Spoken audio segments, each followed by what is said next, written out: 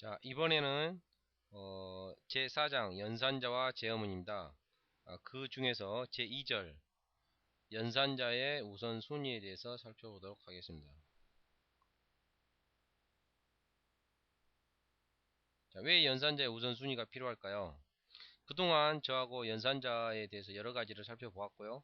앞으로도 연산자를 더 많이 배우실 기회가 있을 것입니다. 그렇기 때문에 연산자가 여러 개, 그러니까 복수계에 있다면 복수계. 연산자가 여러 개 있는 경우 난감하겠다 이 말이에요. 그래서 이 경우 어떻게 할 것이냐가 연산자의 우선순위의 개념이 됩니다. 자, 그래서 기본적으로 원칙은 좌측에서 우측으로 하자. 그 이야기가 있어요. 좌측에서 우측으로 간다. 그 다음에 두 번째가 뭐 곱하기 기호보다는 플러스를 먼저 하자. 이렇게 되는 거고, 마지막으로 이제 또 중요한 게 있어요. 연산자가 복수계인 경우에는 어, 거기 A 키워드가 있잖아요. A 키워드의 내용을 먼저 계산한다 이 말이에요. 그게 세 번째로서 가장 중요한 부분입니다. 아시겠죠? 세 번째로서 중요한 내용이 뭐라고요? A 키워드의 내용이 된다 이 말이에요. 그래서 볼펜으로 직접 한번 적어보세요. 잊지 마세요. 그래서 그 기호는 뭐예요? 1629년 프랑스 알베르 지라르가 생각했다고 합니다. 아시겠죠? 자, 이왕 정의 쪽으로 갔으니까 정의 밑에 볼게요. 각종 교의 명칭에서 온점, 반점, 쌍점, 나눗셈표, 뭐 물음표, 왼손톱 묶음표, 오른손톱 묶음표, 빗금표, 빗금표네요. 그 다음 이중 따옴표, 단일 따옴표, 그 다음에 느낌표, 작은 괄호, 뭐 이런 식으로 기호들을 쭉 설명을 해놨네요. 자, 그래서 4다시 4다시 어디에요? 16페이지 보세요. 그 표를 보면 우선순위가 1부터 16번까지 있어요. 가장 우선순위가 높은 게 그 키워드에 A 키워드에 있었던 것하고, 그 다음에 배열 연산자다. 그 다음에 구조체 멤버 참조 연산자다. 그래서 다다고, 구조체는 이제 하에서 배우시게 돼요. 다다고 에로 연산자다. 그 다음에 이제 단항전산으로서 뭐래요? exclamation, 플러스 플러스, 마이너스 마이너스. 그 다음에 타일드 연산자가 있었고요. 4번 사항에 보면 에스터리크, 앰퍼샌드, 5번에 관계 형변환, 6번에 사이즈 오브가 있네요. 자, 그래서 실행 방향도 참고해 주세요. 일곱 번째가 이제 곱하고 나누고 나머지를 구하는 거.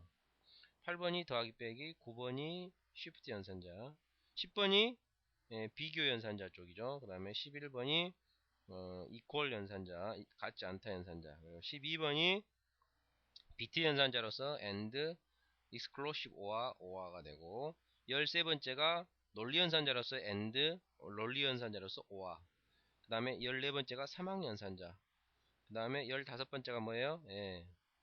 대입 연산자가 됩니다. 대입 연산, 대입 연산자가 된다. 그 다음에 16번째가 마지막이네요. 거기 있어요. 16번째 내용 잘 보세요. 가장 우선순위가 낮은 연산자는 바로 콤마가 되겠네요. 아시겠죠? 자, 여기까지 해서 4-16페이지를 이해했으면 하고요.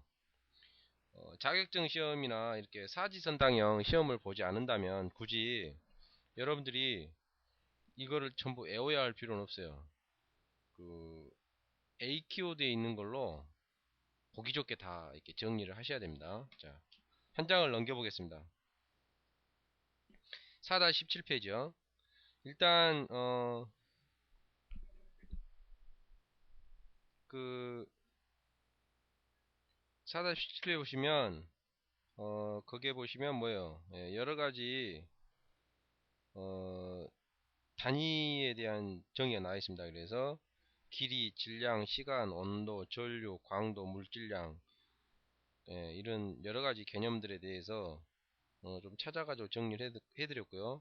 또 그 밑에 보면 미터법이 뭔지, 한번 미터법에 대해서는 한번 정의해 볼 필요가 있어요. 그래서 1889년 국제 도량형 총회에서 진공에서 빛이 뭐 299-792458분의 1초 동안 진행한 경로의 길이를 1m로 하기로 하자라고 돼 있죠. 예, 아시겠죠?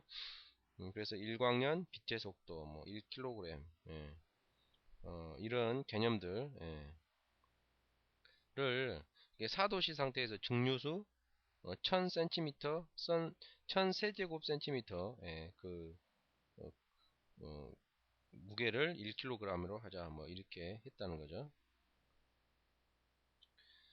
자, 그래서 여기서 보시면 여기까지 여러분들이 이제 저하고 시연어를 나름대로 조금은 했죠. 예, 그래서 중요한 것은 연산자의 우선순위가 아니라, 예, 거기서 보시는 것 같이 연산자 키보드 정리 부분을 해드렸어요. 그래서 자격증, 공무원 등 시험 대비를 위해서는 연산자 우선순위를 순위 이해와 암기가 필요합니다. 그러나 프로그래밍에서는 가로를 이용해서 적절한 논리 전개에 중심을 둡니다. 예, 그래서 키보드에 보시는 바와 같이 A 키보드의 문자에 대한 시연의 역할에 대한 자연스러운 이해가 더 중요하더라. 그래서 지금 현재 제가 옅은 빨간색의 점선 파선이라고 할 수 있겠죠. 파선에 원이 있고 그 다음에 파란색 파선에 노란색, 얕은 노란색으로 해서 한 게 있는데 그게 이제 A 키워드와 B 키워드에 대한 부분이더라 이 말이요. 아시겠죠?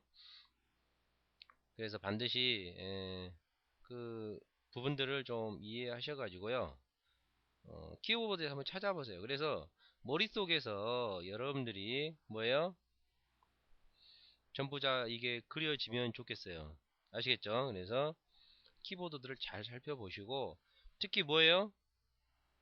빨간 파선의 원형의 그래픽으로 표시되어 있는 것들이 머릿속에서 다 시언어에서 어떤 역할을 하는지가 정리가 된다고 하는 것이 바로 여러분들이 뭐예요? 영어의 A부터 Z를 끝낸 것이다 라고 이해하시면 됩니다. 그래서 우리는 뭐다? 다시 한번 강조합니다. 요 빨갛게, 예, 빨갛게 표현된 뭐 이거죠. 예, 이거였겠네요. 빨갛게 표현한 점선. 네. 예, 우리는 뭐다? 빨갛게 표현한 이걸로 해야죠. 이 점선으로 되어 있는 우리 키보드에 있는 내용들 있죠. 예, 파선의 이 부분들을 전부 다 이해해야 됩니다.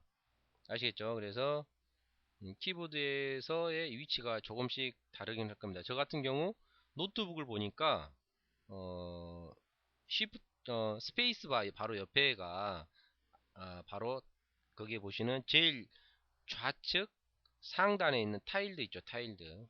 우리가 PC에서 쓰는 이런 101 키 같은 경우에는 좌측 최상단 쪽에 아마 타일드가 있는데 노트북은 어디에 있어요? 쉬프트 옆에도 있기도 해요. 그래서 약간은 차이가 있지만 거의 일치합니다. 대부분의 키보드는. 그래서 반드시 C 언어의 A부터 Z를 먼저 키보드를 통해서 정확하니 음미를 해가면서 이해하도록 하겠습니다. 자, 그래서 여기까지 해서 제4장 연산자와 제음은 연산자 우선순위에 대해서 강의를 마치고요. 이제 이해해주는 동영상에서 그야말로 이제 연산자들을 활용해서 어떻게 제어와 반복을 해서 여러분들이 반복적으로 집합을 잘 다뤄서 코딩을 해야 되는지에 대한 설명을 해 드리도록 하겠습니다. 감사합니다.